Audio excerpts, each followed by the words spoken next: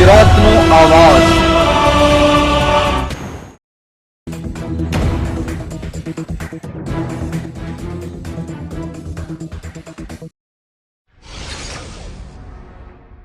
ઉનાળાને ધ્યાનમાં રાખીને સુરત મહાનગરપાલિકાના ફૂડ સેફ્ટી ઓફિસરોએ અલગ અલગ ઝોનમાં આઈસ ડીશ ગોલા વેચનાર કુલ 13 સંસ્થાઓના દરોડા પાડ્યા હતા। આ સંસ્થામાંથી આઈસ ડીશ, આઈસ ગોલા, ક્રીમ અને સિરપના કુલ 18 નમૂનાઓ લઈને તપાસ માટે પબ્લિક હેલ્થ લેબોરેટરીમાં મોકલ્યા હતા। આ નમૂનાઓનો રિપોર્ટ આવ્યા બાદ સંસ્થાઓ વિરુદ્ધ કાર્યવાહી હાથ ધરવામાં આવશે।